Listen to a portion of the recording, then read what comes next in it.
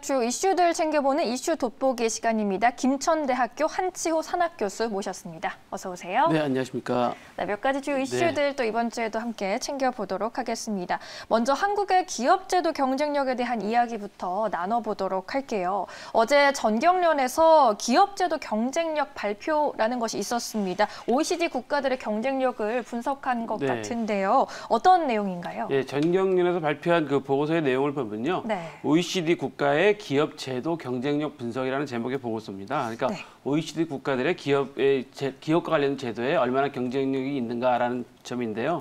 우리나라가 종합순위 그 26위를 차지했습니다. 26위요? 아시다시피 그 OECD 국가는 37개 국가 중에서 26위니까 한 좀 하위권에 좀 속하게 되겠죠. 근데 어떤 그 근거를 가지고 만들어냈냐면요. 세계 경제 포럼, 그다음에 국제경영개발연구소에서 나온 경쟁력 지수하고 혁신 지수를 갖고 만들었는데요. 사실 그 국가 경쟁력에 대해서 세계 경제 포럼 WEF에서는 저희가 10위, 그다음에 IMD 국제경영개발연구소에서는 저희가 17위를 차지했어요. 그런데도 불구하고 저희가 이제 26위로 하위권을 좀 나타낸 이유를 좀 살펴보니까 각 분야별로 살펴보면 노동 분야는 약 28위. 그러니까 뭐 노동 분야는 뭐 고용이나 이런 거 관련된 문제가 되겠죠. 그다음에 조세 분야는 26위입니다. 특히 그 법인세 최고율이 25%인데 이게 아마 그 전체 국가 중에서 한 16위 정도 차지하는 것 같습니다. 그다음에 그 규제 분야에 대한 게 있는데요. 이건 그 정부에서 한 규제의 질이나 기업의 부담 정도인데 25위를 차지했고요. 그다음에 정책의 효율성입니다. 정책의 효율성은 어떤 걸 얘기하냐면 뭐 정책의 투명성, 정부의 대응 방안, 정책의 안정성 같은 분야들을 이제 평가한 건데요. 여기에서는 23위를 차지했고요.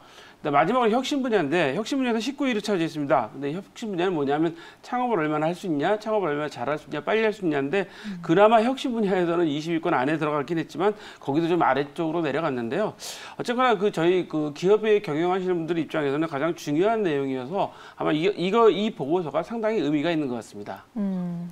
그런데 이게 전경련에서 나온 보고서라서 조금 의심을 가지시는 분들이 있을 것 같기도 하거든요. 혹시나 기업의 입장에서만 얘기하지 않았을까 뭐 이런 의문도 있는 것 같고 형평성이 얼마나 되는 걸지. 네, 근데 그 말씀에는 충분히 공감을 합니다. 물론 이제 기업들의 모임인 그 경제기관의 단체에서 나온 보고서이기 때문에 너무나 기업들의 입장에서만 이야기를 한 것이 아니냐라는 의심들을 하거나 걱정하실 수 있지만 일단은 제가 생각하기에는 뭐 귀담아 들어야 될 내용인 것 같습니다. 아까도 말씀드렸지만 그 세계경제포럼이나 국제경영개발연구소에서 낸 지수를 바탕으로 했기 때문에 크게 뭐 전경련에서 조정을 했다든가 의심할 필요는 없겠지만 이 보고서를 가지고 전체적으로 국가 경쟁력을 키워야 된다는 것에는 뭐 다른 분들도 별다른 의미가 없으실 겁니다.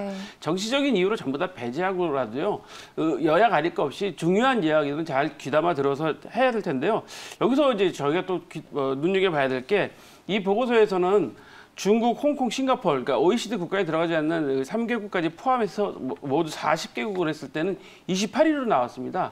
결국 그렇다는 얘기는 뭐냐면 중국을 제외하고 홍콩, 싱가포르보다도 저희가 좀 떨어지고 있다는 걸 좀 보여주고 있는 게 되는데요. 사실 규제 부분이나 조세, 노동 분야는 지수로 평가해 보니까 중국보다 좀 낮았다고 그렇게 이야기를 하고 있습니다.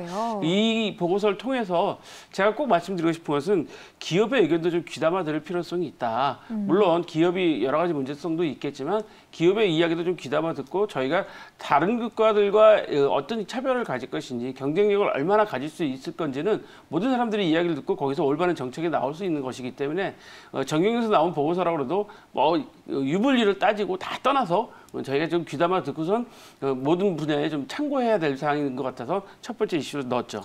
네, 알겠습니다. 그렇다면 이제 우리 기업들이 또 경쟁력을 높이기 위해서는 어떻게 해야 할지, 그러면 어떻게 해야 할까요? 교수님의 개인적인 의견은 어떠신가요? 제 개인적인 의견을 좀 객관성을 좀 높여서 말씀드리면 기업 경쟁력은 국가의 경쟁력이라는 공감대가 좀 필요하다고 생각합니다. 예를 들어서 한 가정의 경쟁력은 가장이나 뭐 자녀들이나 그 가족 개개인의 그 경쟁력이 있는 게 결국 그 가정 경제의 경쟁력이 있는 것처럼 그러네요. 국가의 경쟁력은 결국은 각 기업의, 특히 국가의 그 경제 경쟁력은 기업의 경쟁력이 높아져야 되거든요. 그렇죠. 그래서 그런 부분에 대해서 저희가 공감대를 좀 가져야 될 필요성이 있고요. 그다음에 규제에 대해서도 과감한 개혁이 필요한데 저희가 지금까지 그 규제 개혁만 이야기했지 규제 뭐 푼다는 얘기만 했지 사실 실효성이 없는 것들이 많았습니다. 그래서 과감한 규제 개혁도 필요할 것 같고요. 기업의 경영도 이런 그 이런 것에 발맞춰서 좀 혁신과 변화가 필요하다. 지금 기업들이 이제 많은 변화를 하고 있지만 아직도 부족하다. 혁신과 변화가 더 필요한 거고요. 국가 미래 차원에서도 이런 그 기업 경쟁력을 높일 수 있는 방법, 결국 기업 경쟁력을 높인다는 것은 국가 경쟁력을 높이는 것이기 때문에 이러한 종합적인 좀 대책을 좀 마련해야 되지 않을까라는 생각을 갖게 됐습니다. 알겠습니다. 이렇게 첫 번째 이슈 정리해 보겠고요. 두 번째는 이제 은행 관련 이야기 좀 나눠보겠습니다. 한국은행에서 통계가 나왔습니다. 금융시장 동향이 나왔는데 가계대출이 또 늘었다라는 보고가 있네요. 어떤 내용인가요? 한국은행에서 금융시장 동향 발표를 했죠. 네. 매달 분기별로 하기도 하는데요. 3월 말 그 은행 가계대출 잔액이 약 1,009조 5천억으로 이제 집계가 잡혔습니다. 이건 은행에 대한 부분만입니다. 그래서 2월 말보다는 약 6조 5천억이 증가했는데 이 가계대출 중에서 주택담보대출이 739조, 그중에서도 주택담보대출 중에서도 전세자금 대출이 2조 8천억이라고 합니다. 2조 8천억으로 전세자금 약간 줄었고요. 그다음에 기타 대출, 이 기타 대출 안에는 그 신용대출이 들어가 있죠. 그러니까 뭐 우리가 소위 말하는 마이너스 통장도 이 안에 들어가 있는데 269조 6천억으로 약 한 8천억 정도 증가를 했다고 합니다. 기업 대출은 약 1,000조인데요. 그 기업 대출 중에 173조 1천억은 대기업이고 그다음에 중소기업은 약 826조 9천억인데 대기업 대출은 줄었는데 중소기업 대출은 약간 늘었다. 그래서 지금 발표를 했습니다. 알겠습니다. 대출이 뭐 가계대출도 그렇고 기업대출도 그렇고 좀처럼 줄어들 기미는 보이지 않는 것 같습니다. 이 원인을 우리가 어떻게 분석해 봐야 할까요? 일단은 그 원인을 여러 가지로 분석을 해보면 일단 가계대출은 좀 약간 그 증가폭이 약간 주춤하긴 합니다. 이 이야기는 뭐냐면 가계대출을 정부에서도 강력하게 대출 규제를 하고 있고요. 은행에서는 자체 리스크 관리를 위해서 좀 철저하게 관리를 하고 있죠. 얼마 전에 그 마이너스 통장 제한한 것처럼요. 그러다 보니까 이제 신용대출은 약간 감소세에 돌아가는데 주택대출 같은 경우는 매매나 전세 시장 영향 때문에 약간의 그 변화들이 좀 많이 생기는 것 같습니다. 근데 가장 큰 원인을 이제 꼽아보면 일단 코로나 사태로 인해서 지금 경기 부진 사태가 오랫동안 가고 있습니다. 그래서 여기에 대한 대책이 시급한데요. 사실 코로나 때문에 중소기업이나 소상공인들은 상당히 어려움을 겪고 있어서 현재 대출도 예를 들어서 연장을 해준다든가 이자도 좀 현재 삭감을 해준다는 대책을 쓰고 있기 때문에 현재 그 코로나 경기 부진이 가장 큰 것 같고요. 그다음에 이제 가계대출 문제를 가지고 지금 여러 IMF에서도 그렇고 여러 군데서 우리나라에 대해서 지적을 많이 하고 있는데요. 가계대출 안정이 결국은 우리 경제 그 운영하는데 수건이기 때문에 가계대출 안정에 대해서는 그 각종 대책들이 이제 잘 나오고 있는데요.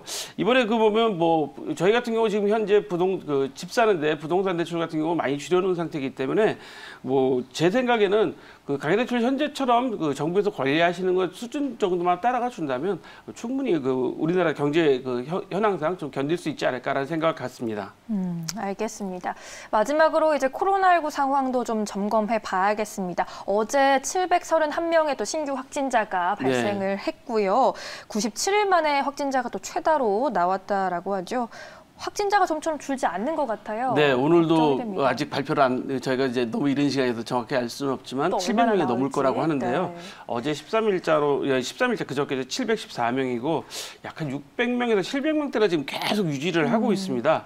근데 그 정부에서는 지난번에 그 3차 대유행을 해서 약 한 1,000병상 정도로 좀 준비해놨기 때문에 뭐 일일 확진자가 1,000명 이상 나와도 충분히 대응할 수 있다라고 지금 현재 발표를 하신 상태니까 이 점은 정부를 좀 믿어주셔야 될 것 같은데 다만 이제 백신 접종 속도가 아주 중요한 관건이 될 텐데 이 백신 접종 속도에 대해서는 뭐 여러 가지 논란이 많지만 일단 걱정스러운 견인데요. 네. 여기서 중요한 거는 국민들이 철저하게 방역 수칙을 좀 준수해 주셔야 될 것 같습니다. 그리고 느슨해지는 방역 의식도 문제죠. 이게 너무 길어지고 장기화되다 보니까 국민들도 이 방역에 대해서 좀 느슨해지는 경향이 있는데 아마 오늘부터는 이런 제도를 시행한다 그러죠. 행정명령으로 해서 검사를 반드시 필수적으로 하게 하는, 그러니까 정부에서 뭐 예를 들어 확진자하고 접촉했던 분들은 의무적으로 검사를 하게끔 만드는 행정명령을 내리기 때문에 아마 이 행정명령을 따라서 일정 시간, 그러니까 48시간 안에 검사를 받지 않으면 과태료 처분도 한다고 합니다. 그러니까 정부를 믿고 열심히 방역을 같이 따라주시는 게 가장 중요한 것 같습니다. 네, 지금으로서는 뭐 개개인이 노력할 수밖에 없겠죠. 그것이 최선일 것 같다라는 생각이 드네요. 김천대학교 한치호 산학교수와 오늘 이슈 점검해봤습니다. 오늘 말씀 잘 들었습니다.